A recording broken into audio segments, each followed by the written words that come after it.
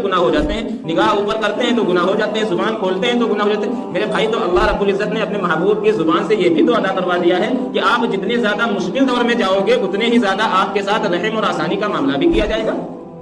بھائی وہ جو دور تھا, اس دور کے اندر تقویت اور قوت والے لوگ تھے, سفر کرنے کے لیے مہینوں تک کا سفر کرتے تھے, نہ سردی کا کوئی بچنے کا جگاڑ ہوتا تھا, نہ گرمیوں سے بچنے کا جگاڑ. اونٹ پہ گھوڑوں پہ سوار ہو کر اور وہ مہینوں سفر کر رہے ہیں. اب اس دور کے اندر کمزوری کو دیکھتے ہوئے اللہ رب العزت نے اپنے بندوں سے کیسے کیسے کام کیے کہ مہینوں کے سفر کو گھنٹوں کے اندر تبدیل کروا دیا. یہاں تک کہ گاڑیوں کے اندر اگر گرمی ہے تو سردی کا بھی انتظام کر دیا, اگر سردی ہے تو گرمی ہیٹر کے ذریعے گرمی کا بھی انتظام کر دیا. جب اللہ رب العزت تمہاری عارضی دنیا کو سنوارنے کے لیے, عارضی دنیا کے اندر آسائش اور آرام اٹھانے کے لیے انتظام کر سکتا ہے, تو اللہ رب العزت ذرا آپ لوگ سوچیں کہ ہماری آخرت کی اور روحانی زندگی کو سنوارنے کے لیے کیسے کیسے انتظام اپنے نبی علیہ الصلوۃ والسلام کی زبان سے کروائے ہیں, کیسے کیسے انتظام اپنے نبی علیہ الصلوۃ والسلام کی زبان سے کروائے ہیں. وہ زمانہ اور تھا, یہ زمانہ اور تھا, لیکن آج ہر انسان بے ساختہ یہی بار بار الفاظ لاتا ہے کہ میں نیک بنوں تو کیسے بنوں, ماحول نہیں مل رہا. شیطان نے ہم کو چاروں طرف سے گھیر دیا ہے. ہم اگر کوئی نیک کام کرنے چلتے ہیں تو ہمارا نفس اندر سے کہتا ہے نہیں بھائی یہ کام مت کرنا, یہ کام فلاں کام کے وقت جنت میں زیادہ فائدہ ہوگا. ہم اللہ کی طرف دیکھتے ہی نہیں کہ اس کی کیا اصل وجہ کیا ہو سکتی ہے.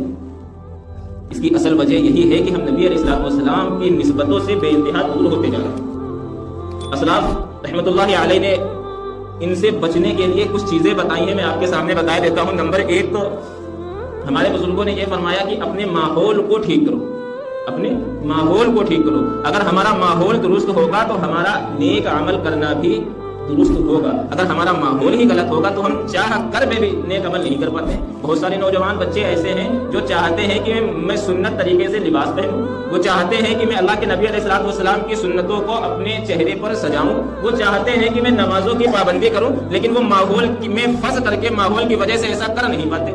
اگر کوئی سرکاری نوکر ہے یا کوئی پرائیویٹ نوکری کر رہا ہے تو اس کی نمازیں قضا ہو رہی ہیں. کیوں؟ ماحول کی وجہ سے, کیونکہ ماحول ہی نہیں مل رہا ہے, اس کو مجبوری ہے اس کے سامنے, اسی لیے تو وہ دور جا رہا ہے. بچہ اگر داڑھی رکھنا چاہتا ہے تو ہمارے والدین ارے ابھی تمہاری عمر کیا ہے, ابھی شادی بھی نہیں ہوئی ہے, کیسے داڑھی رکھ لو گے؟ ماحول کا اثر پڑا نہیں پڑا.